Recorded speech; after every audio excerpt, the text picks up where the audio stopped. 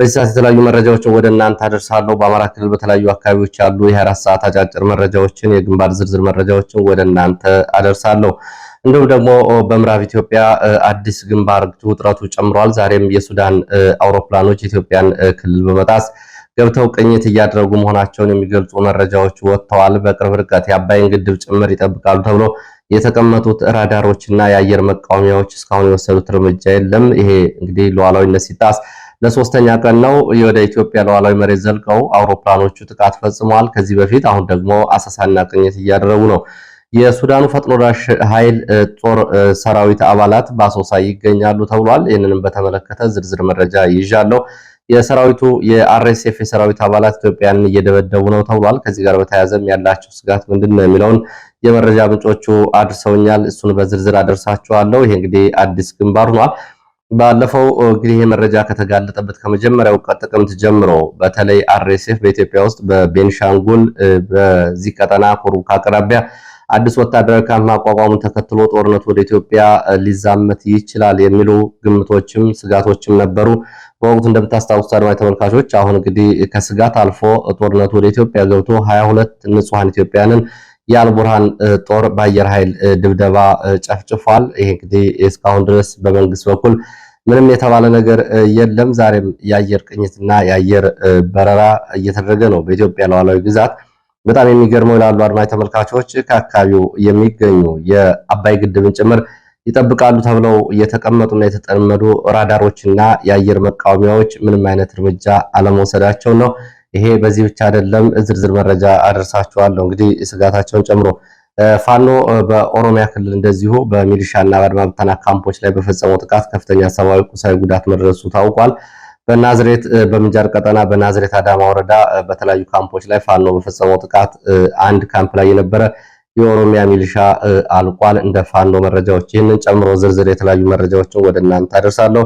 እንዲሁም ደግሞ ሰሞኑን የመነጋገሪያ ጉዳይ ከሆኑ የኢትዮጵያ ፖለቲካዊ፣ ወታደራዊና እንዲሁም ደግሞ ሽኩቻ እንቅስቃሴዎች አንጻር የመቀሌው ጉዳይ ትኩረትን ስቧል። ከአሜሪካ ኤምባሲ በመቀጠል አውሮፓ ህብረት፣ ከአውሮፓ ህብረት በመቀጠል ደግሞ የእንግሊዝ ኤምባሲ ስጋቱን ገልጿል። የእንግሊዝ ኤምባሲ ባወጣው መግለጫ ጉዳዩ ከትግራይ ክልል አልፎ ለኢትዮጵያ ከኢትዮጵያ አልፎ ለቀጠናው ከባድ ቀውስ የሚፈጥር ነው የህወሓት እንቅስቃሴ በሚል ጉዳዩን በጥንቃቄ የተከታተለው እንደሆነ ገልጿል። እነዚህን ጨምሮ በትግራይ ያሉ አጠቃላይ አሁናዊ ወታደራዊ እንቅስቃሴዎችና ስምሪቶችንም እንደዚሁ በዚህ ሰዓት ወደ እናንተ አደርሳለሁ። በተለያዩ አካባቢዎች የአየር ስምሪት ቀጠናዎች በተለይ በጎንደርና በሸዋ ቀጠና ዛሬ ረፋድ የወጡ መረጃዎች አሉ። እነሱንም አደርሳችኋለሁ። እናንተ አብራችሁ እንድትቆዩ ነው በአክብሮት የምጋብዛችሁ። ሀሳብ አስተያየት ቢኖራችሁ ጥቆማ ዜናችን@gmail.com ላይ ልታደርሱኝ ትችላላችሁ። እዚህ ላይ እንግዲህ የምታገኟቸውን መረጃዎች ተጨማሪ መረጃዎች የምትፈልጉ ከሆነ ደግሞ ወደ የአካባቢዎቹ እናንተም ተጨማሪ ማጣራት ታደርጉ የመረጃዎችን ትክክለኝነት ታረጋግጣላችሁ። ብዙዎቻችሁ በዚህ መንገድ ወደ የአካባቢዎቹ መረጃዎችን አረጋግጠን ትክክል ናቸው የሚል አስተያየት ሰጥታችኋል። አመሰግናለሁ። እንግዲህ ወደ ተለያዩ አስተያየቶች አሉ፣ እነሱን በሌላ ጊዜ መለስባቸዋለሁ። በዋናነት ግን ከነዳጅና ከትራንስፖርት ጋር በተያያዘ በርከት ያሉ ቅሬታዎች መጥተዋል። የፋኖን ትግልን በተመለከተም አሁንም በውስጥ ያልተፈቱ ጉዳዮችን በተመለከተ የእርስ በርስ ሽኩቻዎች እንደዚሁ ብዙዎቻችሁ በውስጥ መስመር ጥያቄዎችን ልካችሁልኛል። በተለይ ጎንደር አካባቢ ያለውን ሁኔታ በተመለከተ ዝርዝር ማብራሪያ እንፈልጋለን ብላችኋል። እነዚህን ጨምሮ የተለያዩ ጥያቄዎችን ጠይቃችኋል። እንዲሁም ደግሞ ዲሲፕሊንና በየአካባቢው ማታ ማታ የሚፈጸሙ ለምሳሌ ደንቢ አካባቢ ፋኖን በሚል ማታ ማታ እየሄዱ አርሶ አደር ትጥቅ እናስፈታለን የሚሉ የሚደበድቡ፣ በተመሳሳይ እንደዚሁ ምስራቅ ጎጃም አድርሳችሁኛል። ከደቡብ ሰሜን ወሎ ሀብሩ ወረዳም በተመሳሳይ ይህን አድርሳችሁኛል። እነዚህ እንግዲህ የሚመለከታቸው ይህን ጉዳይ እንዲከታተሉና እንዲያጣሩ በጥያቄ ይቀርባል። አመሰግናለሁ ስለ ጥቆማዎቻችሁ። ወደ መረጃዎች ነው በቀጣይ የምሄደው። ወደ መረጃዎች ሲሄድ ወደ ዋግ ኽምራ ዞን የሚወስደን መጀመሪያ መረጃን የማስቀድመው በዋግ ኽምራ ዞን በሰቆጣ ከተማ በህወሓት ተደጋጋሚ ወረራ ምክንያት ተፈናቅለው የሚገኙ ተፈናቃዮች ዛሬ ሰልፍ አድርገዋል። ሰልፉን በተመለከተ እንግዲህ ብልጽግናም ለራሱ ሊጠቀምበት የተለያዩ መፈክሮችን ይዞ አስወጥቷል። በዋናነት ግን ሰላማዊ ሰልፍ ያደረጉት ሰዎች ሁለት ጉዳዮችን፣ አንደኛ ተፈናቅለናል፣ ተገቢው ድጋፍ ሊደረግልን ይገባል፣ ሁለተኛ ህወሓት በወረራ የያዘውን አካባቢ ለቆ ይወጣል የሚል ይዞት ያላቸውን የተለያዩ መፈክሮችን አሰምተዋል። በዋግ ኽምራ ዞን እንግዲህ ከተማ ተፈናቃዮች የተቃውሞ ሰልፍ አድርገዋል። ከኮረም፣ ከዛታ፣ ከወፍላ፣ ከአበርገሌ፣ ከአራት ወረዳዎች ተፈናቅለው ሰቆጣ ከተማ የሚገኙ በመጠለያ ጣቢያ ላይ የሚገኙ ተፈናቃዮች ናቸው። ዛሬ ወደ አደባባይ በመውጣት መሳደድ እና ማሳደድ ይቁም፣ ይበቃናል፣ ይሄ የአውሬ ተግባር ነው፣ የውክልና ጦርነት ይቁምልን፣ በአስቸኳይ የወራሪው ህወሓት ለቆ ይውጣልን፣ የፌዴሬሽን ምክር ቤት ውሳኔዎችን ይተግበሩልን የሚሉና እነዚህ የፌዴሬሽን ምክር ቤት ውሳኔዎች አንድነታችን ማሳያ ናቸው የሚሉ የተለያዩ መፈክሮችን አሰምተዋል። በህወሓት ታጣቂዎች እና በተላላኪዎቹ በአበርገሌ የተፈጸመውን ዝርፊያ እንዲሁም ደግሞ ሰሞኑን የነበረውን ወረራም አውግዘዋል። ተፈናቃዮቹ በአስቸጋሪ ሁኔታ ውስጥ መሆናቸውን እንደዚሁ አንስተዋል። በቂ እርዳታና ድጋፍ እያገኙ አለመሆኑን ህወሓት ወረራ ሲፈጽም መከላከያና ፌዴራል ፖሊስ ኮረምና ሌሎቹን አካባቢዎች ለቆ ሲወጣ ተፈናቅለው ወደ ሰቆጣ የመጡ ተፈናቃዮች በአስቸጋሪ ሁኔታ ውስጥ መሆናቸውን ነው የገለጹት። ከአሁን በፊት በነገራችን ላይ ዶቼ ቬለ ዘግቦ ነበር እንደምታስታውሱት። ከዚህ ጋር በተያያዘ እንግዲህ በስጋት ተፈናቅለው የኮረምና የራያ ህዝብ በአጠቃላይ በወቅቱ የተፈናቃዮችን አሃዛዊ መረጃ በተመለከተ ወደ 100 ሺህ የሚጠጉ እንደነበሩ ዶቼ ቬለ መዘገቡ ይታወቃል። የተፈናቃዮቹ በቆቦ ብልጽግና ህወሓትን የሚያወግዝ ሰልፍ እንዲያደርጉ ካደረጋቸው በኋላ መጠለያም ድጋፍም እንዲሁም ደግሞ ሕክምናና ቁሳቁስ እንዳያገኙ በአስቸጋሪ ሁኔታ ውስጥ ነው ያሉት የቆቦ ተፈናቃዮች። ሰቆጣ ያሉትን በተመሳሳይ በአስቸጋሪ ሁኔታ ውስጥ ነው የሚገኙት። ይህን ቅሬታ አቅርበዋል። ሰቆጣ ከተማ ከአራቱ ወረዳዎች ከወፍላ፣ ከኮረም፣ ከዛታና ከአበርገሌ የተፈናቀሉ ተፈናቃዮች ቁጥራቸው እስከ 40 ሺህ ይደርሳል ያሉት የመረጃ ምንጮች ጎማጣ እና ሚካኤል ቤተክርስቲያን ሰፍረው ይገኛሉ ብለዋል። እንደ መረጃ ምንጮቹ ከሁሉም እንግዲህ ይህንን በተመለከተ በነገራችን ላይ አድማጭ ተመልካቾቻችን ሁሉም ሚዲያዎች ጉዳዩን በቸልታ ነው የሚመለከቱት፣ ትኩረት እየሰጡት አይደለም። ዓለም አቀፍ የረድኤት ድርጅቶችና የሚመለከታቸው አካላት እንኳን ድጋፍ እንዳያደርጉልን በሚል ተደጋጋሚ ቅሬታዎችን ሲያቀርቡ ቆይተዋል። ህወሓት ባለፈው ጥር 18 መከላከያና ፌዴራል ፖሊስ ኮረምና አላማጣ ከተማን ለቆ ሲወጣ እስከ 100 ሺህ የሚገመት ህዝብ መፈናቀሉን ዶቼ ቬለ ሰፊ ዘገባ ሽፋን ሰጥቶታል። ከዛ ውጭ ብዙዎቹ ሚዲያዎች ባላየ ነው ያሉት። ያው እንግዲህ ይሄ አንዱ እንግዲህ የፖለቲካ ምልከታ ችግር ነው። አሁን ህወሓት የራሱን ስራዎች ነው እየሰራ ያለው። ህወሓት እንዳይቀየም በሚል የራያ ህዝብም ዋጋ ይክፈል፣ የኮረም ህዝብም ዋጋ ይክፈል፣ ብቻ ህወሓት እንዳይቀየም በሚል ነው ብዙዎቹ ሚዲያዎች ይህንን ባላየ ያለፉት። አሁን በህወሓት ምክንያት 100 ሺህ ህዝብ ተፈናቅሏል የሚለው ህወሓት በሌላ በኩል ተፈናቅለውብኛል፣ ተፈናቃዮችን ለማስመለስ ነው እየሰራው ያለሁት በሚለው ህወሓት አንድም ቀን ተሳስቶ የራሱን አቋሞች እንዲሁም ደግሞ ወልቃይትን፣ ጠለምትን እነዚህን አካባቢዎች እቆጣጠራለሁ ሲል አንድም ሰው አይነቅፈውም በይፋ። ብዙ እንግዲህ በተለይ ቅርብ ጊዜ የመጣ ሁኔታ ይሄን የሚያስተዛዝብ ነው። ህወሓት ለሚያደርጋቸው እንግዲህ የጥምቀትን በዓል ጨምሮ በእነዚህ ቀጠናዎች አልተከበረም። የኢትዮጵያ ኦርቶዶክስ ተዋሕዶ ቤተክርስቲያን 212 አብያተ ክርስቲያናት ካህናት ተፈናቅለዋል፣ ተባረዋል። እስካሁን ድረስ ይሄ እንግዲህ በኢትዮጵያ ኦርቶዶክስ አባቶች ጭምር ትኩረት የተሰጠው ጉዳይ አይደለም። ጉዳዩ ደግሞ ያው ይታወቃል። በተለይ አብዛኞቹ ሚዲያዎች የህወሓትን ላለማስቀየም የህወሓትን ከንፈር እየጠበቁ ነው የሚገኙት። ወደ ሌሎች መረጃዎች ሲሄድ ህወሓት ነክ መረጃዎች ስንሄድ በመቀሌ ያለውን አጠቃላይ ወታደራዊ የሽኩቻና የስልጣን መፈንቅለ መንግስት ተከትሎ የፕሪቶሪያ የሰላም ስምምነት መጣስና የተኩስ አቁም ስምምነቱ መጣሱን ተከትሎ የተለያዩ ሀገራትና ዲፕሎማቶች ጉዳዩ እያሳሰባቸው እንደሆነ እየገለጹ ነው። አሜሪካ ኤምባሲ፣ አውሮፓ ህብረት እንዲሁም ደግሞ አፍሪካ ህብረትም ጨምሮ በጉዳዩ ላይ ጉዳዩን እየተከታተሉ ሲሆን በትላንትና አመሻሹን የእንግሊዝ ኤምባሲ በአዲስ አበባ በጉዳዩ ላይ መግለጫ አውጥቷል። የእንግሊዝ ኤምባሲ ባወጣው መግለጫ ዳግም ጦርነት የሚጀመር ከሆነ በቀጠናው ጭምር እጅግ አውዳሚ ይሆናል የሚል ስጋት እንዳለው ገልጿል። ጦርነቱ ለትግራይ ክልል ብቻ ሳይሆን ለኢትዮጵያ ብቻ ሳይሆን ለቀጠናው የሚተርፍ ከባድ አደጋ የሚያመጣ ጦርነት ሊቀሰቀስ ይችላል ብሏል። የእንግሊዝ ኤምባሲ በትግራይ ያለው ሁኔታ ከፍተኛ ስጋት እንዳለው የገለጸው የእንግሊዝ ኤምባሲ ጉዳዩን እየተከታተለ እንደሆነ አሳውቋል። ኤምባሲው በትግራይ ክልል ያለው ችግር በአስቸኳይ ሊረግብ ይገባል ሲል ጠይቋል። እንግዲህ ህወሓት ዛሬ ሚያዝያ 24 በአጠቃላይ ጊዜያዊ አስተዳደሩን ሙሉ በሙሉ በማፍረስ በምክር ቤት ፕሬዝዳንቱን መልሻለሁ በሚል ዛሬ ሙሉ በሙሉ የማፍረሱን ፕሮግራም ያጠናቅቃል ተብሎ ይጠበቃል። ከዚህ ጋር በተያያዘ እንግዲህ ዓለም አቀፍ ተቋማት የፕሪቶሪያ ሰላም ስምምነት ይፈርሳል በሚል ስጋት እየገለጹ ነው የሚገኙት። ይህ በእንዲህ እንዳለ ህወሓት አርሚ 26 ከዛታ ኮረም አካባቢዎች አዲስ እንቅስቃሴ እያደረገ ነው የሚገኘው። ከማይጫውም ተጨማሪ ኃይል እንደዚሁ ወደ ሰቆጣና ዛታ ኮረም ተጠግቷል። ዛሬ ከፍተኛ የሰራዊት እንቅስቃሴ ነው በዚህ ቀጠና እየተደረገ ያለው። ከዚህ ባሻገር ደግሞ የመቀሌ ዩኒቨርሲቲ መምህራን ህወሓት በጠራው ስብሰባ ላይ ባለመገኘት እንደዚሁ አድማ መጥተዋል ወይም ደግሞ ቦይኮት አድርገዋል። የመቀሌ ዩኒቨርሲቲ ምሁራን ህወሓት ጠርቶት በነበረው ስብሰባ ሙሉ በሙሉ ባለመገኘት ነው ቦይኮት ያደረጉት። ይሄ በህወሓት በኩል ድንጋጤ ፈጥሯል። ይህንን አዳራሽ ላይ ቀድሞ የተገኙ ሚዲያዎች እንዲወጡ ተደርገዋል። ስብሰባው ስለተራዘመ ነው በሚል ሚዲያዎቹ ይህንን እንዳያጋልጡና ይህንን እንዳይዘግቡም እንደዚሁ ማስጠንቀቂያ ሰጥቷቸዋል።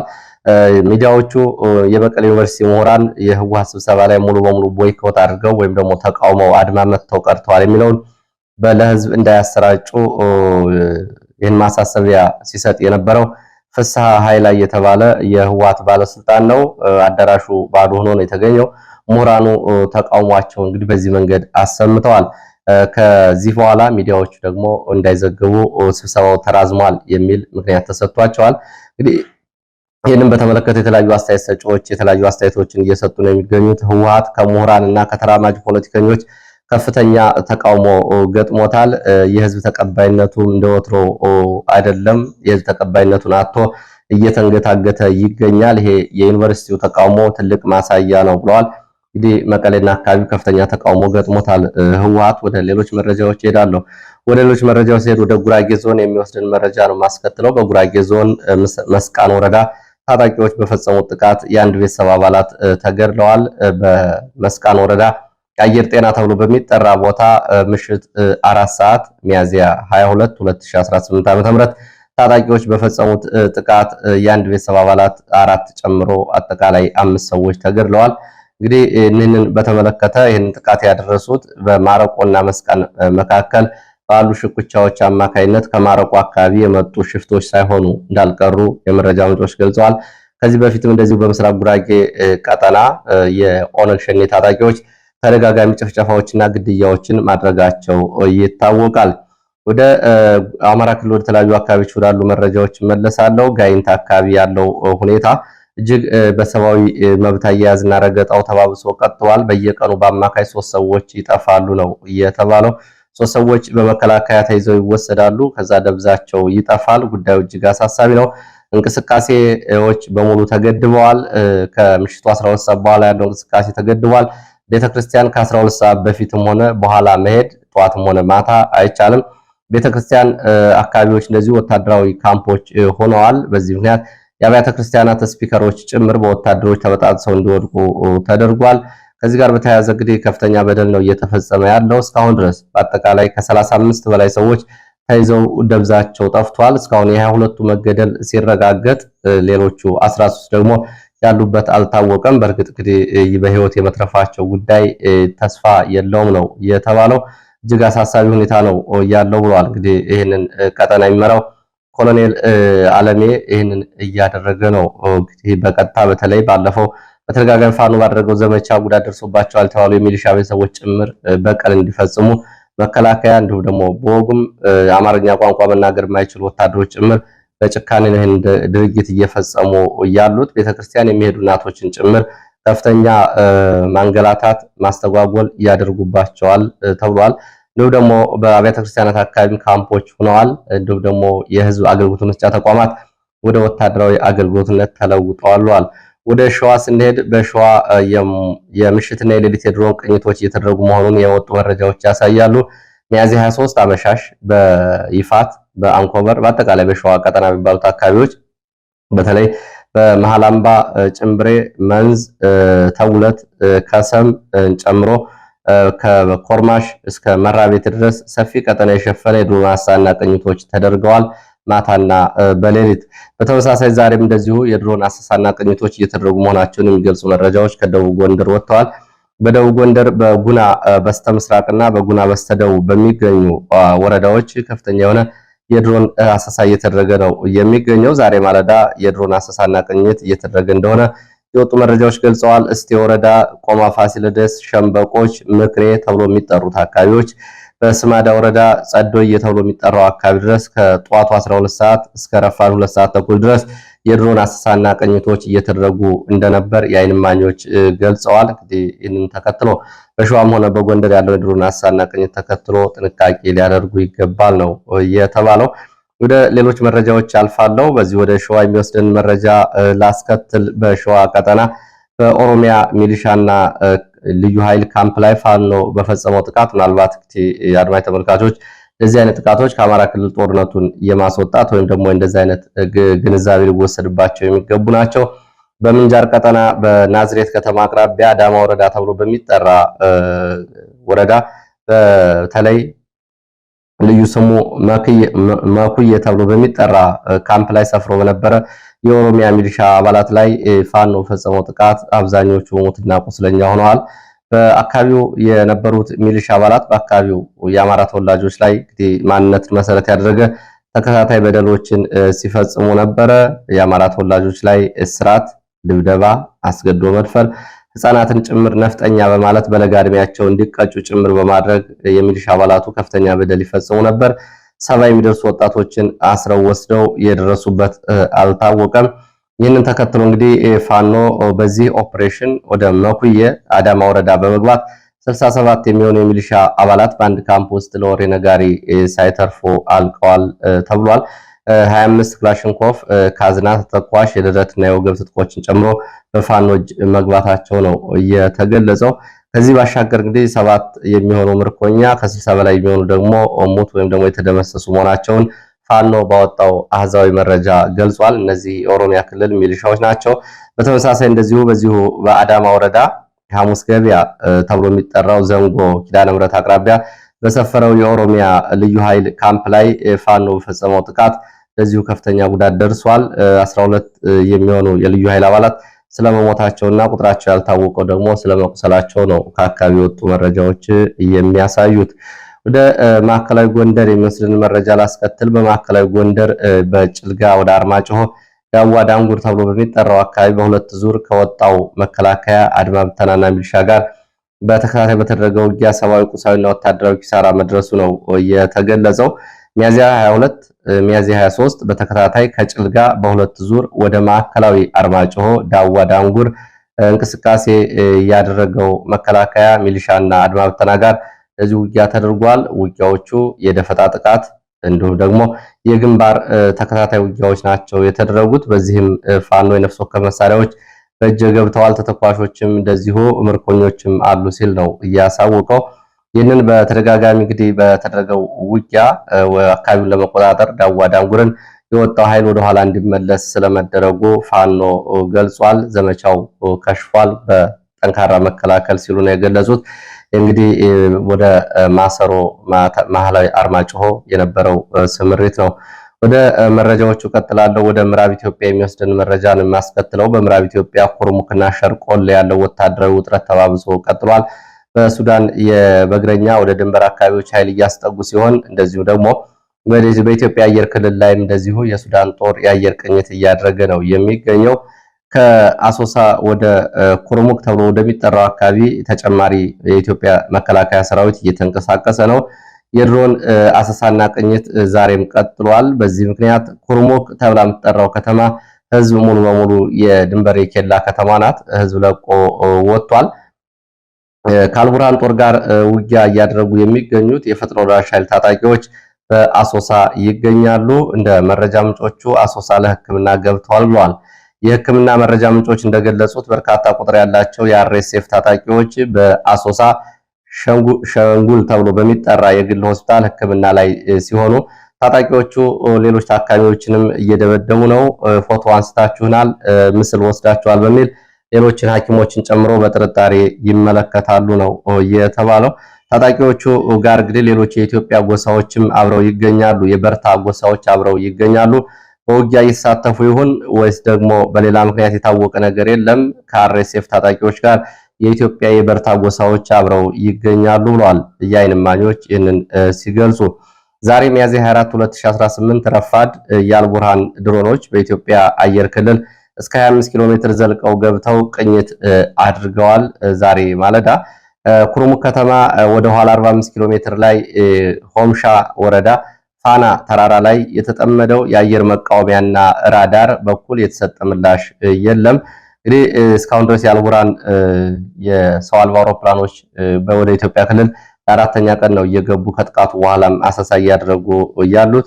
የኢትዮጵያ አየር ኃይል ሆርማሽ ወረዳ ፋና ተራራ ላይ የተጠመዱ የአየር መቃወሚያና ራዳሮች ቢኖሩም እስካሁን ግን በእነዚህ የአልቡራን ድሮኖች ላይም ሆነ የሰው አልባ አውሮፕላኖች የወሰዱት እርምጃ የለም ብለዋል። እና አየር ኃይል አዛዥ ይልማ መርዳሳ እንግዲህ በተደጋጋሚ የአየር ክልላችን ተጥሶ አያውቅም ሲል በተደጋጋሚ ቢገልጽም የአየር ክልሉ ተጥሶ ነው እንግዲህ 22 ሲቪሊያን የተገደሉት የፌዴራል ፖሊስ አባላትን ሳይጨምር ዛሬ አራተኛ ቀኑን በያዘው በኢትዮጵያ ግዛት የሱዳን ሰው አልባ አውሮፕላኖች ድንበር ጥሰው ወይም ደግሞ ሉዓላዊ መሬቱን ጥሰው ገብተው በአየር ክልሉ ቅኝት እያደረጉ ይገኛሉ። ፋና ተራራ ላይ ያለው የአየር መቃወሚያ ለመቼ ነው የሚሆነው ይላሉ የዓይን እማኞች። ይሄ ብቻ አይደለም የሚያሰጋን የሚሉት የመረጃ ምንጮቹ በዚህ ቀጠና እስከ 45 ኪሎ ሜትር ወደ ኢትዮጵያ መሬት ዘልቀው ጥቃት ሲፈጽሙም እንዲሁም ደግሞ ድሮን ቅኝትና አሳስ ሲያደርጉ አባይ ግድብ ከዚህ ባልነሰ ርቀት ውስጥ ይገኛል።